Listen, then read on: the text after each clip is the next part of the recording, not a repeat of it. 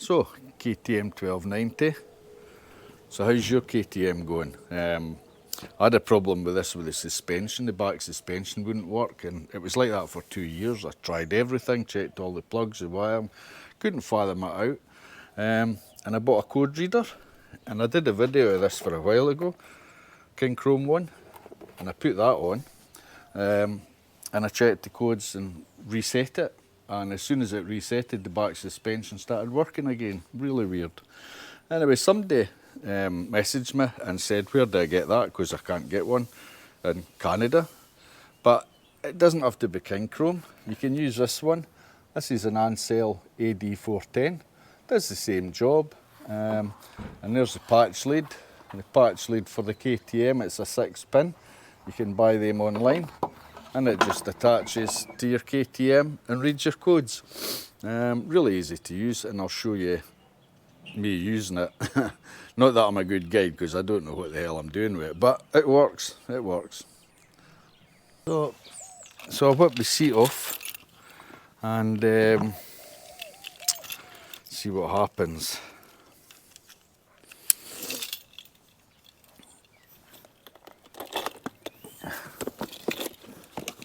There was a few people had problems with these KTM 1290s. The problem being that the rear suspension wasn't working. And I solved mine by putting the code reader on it. And I found out that simply by clearing the codes, the suspension started working. Now my suspension wasn't working for about 2 years. 2 years without the rear suspension. I just couldn't set it. So I got the King Chrome one, put it on. There was no codes to be found.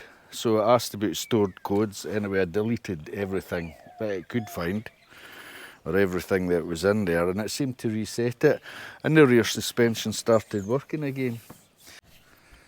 So here is Ancel code reader. I've taken the plug off here for diagnostics, and now that that's off, we'll put the reader on, one-handed, and then once it clicks in, you know you're in place. So that's the reader on. I don't know if you're going to be able to see this or not, but let's have a wee look. Put the ignition on. There it's lighting up, so we'll go into there. And there it tells you a lot of the, I don't know if you can read that or not, a lot of the diagnostic information. Then it asks you if you want to erase codes, read codes, erase codes. We'll go down to erase codes and enter. Clear reset emission related diagnostics, are you sure? So it must have found something with the emission diagnostics. Turn the ignition on with key on but engine off. Processing. Please wait. There you go. Emission related diagnostics information has been cleared. Enter. So then you can go to read codes. There's lots O2 sensor tests. There's lots of different things you can go through on that. I'm not going to go into that because I don't know that much about them. But what I'll do is I'll turn the ignition back off. The machine's off. And that's it done. Just unplug this. And your codes are read. Put that plug back in the holder. Job done. There you go. So that's it. That's the machine. So as I said, it's the Ancel AD410, and it seems to do a reasonable job of reading the codes. It's fully upgradable. There's a socket in the bottom. You can upgrade it online to the latest whatever, the software. And yeah, it seems to do the trick. It's quite good.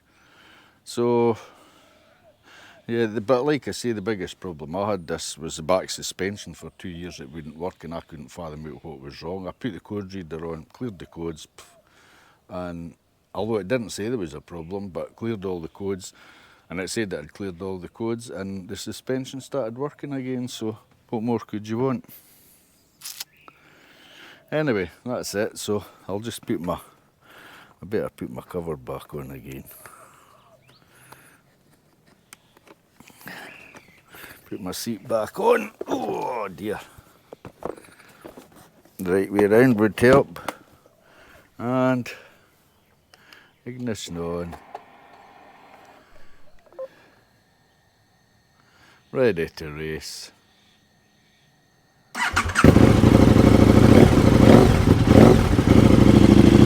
Lovely. And just to show that everything works, motorcycle dampening. So we'll go to load. Set it there, and as you can see, it's actually setting up and the bike's moving. You can feel it setting up. There it is set, and we'll send it back to just rider mode. There it is again. You can actually see the bike moving when it does that.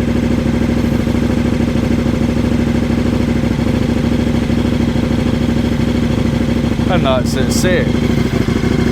So there you go. Just switch that off again. So it just shows you don't need all these fancy expensive pieces of equipment to do this. You can go online, buy one of them. The reader itself, you have to buy a patch lead, which is this that plugs in. And I got that off a website, an Australian website I think it was, and it didn't cost much at all, 20 bucks, 30 bucks or something for the cable. And yeah, plugs into all the code readers, it clears all the codes, so there you go, all good. Anyway, that's it for today, just a quick one. I'll see you later.